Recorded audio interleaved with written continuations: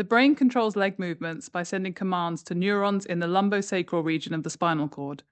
Spinal cord injury disrupts the pathways that carry brain signals, leading to paralysis. We previously demonstrated the possibility to restore this communication in a participant with incomplete spinal cord injury. Here, we optimize the digital bridge to provide a neuroprosthetic effect supporting full motor output and enabling volitional walking in 2 participants with complete spinal cord injury. To deliver stimulation, we designed a new 16-channel stimulation lead and implantable pulse generator targeting the lumbosacral spinal cord from T12 to S2. Stimulation parameters such as electrode configurations, frequency, and amplitude can be modulated in real time through a wireless communication. To decode patients' intentions, we used a 64-channel implantable epidural device covering the cortical regions involved in the planning, execution, and feedback of leg movements. We enrolled and implanted 2 participants with motor-complete spinal cord injuries.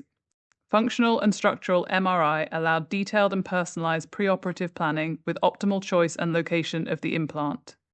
After implantation, we designed an automated stimulation mapping procedure to efficiently explore the vast stimulation space and discover optimal parameters to achieve hip flexions, knee extensions, and ankle flexions, as well as combinations to support walking.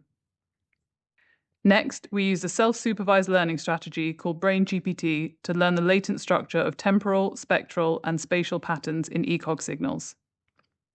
Those latent brain features were computed online and fed into a recursive exponentially weighted Markov switching multilinear model, predicting the probability of the different lower limb movements.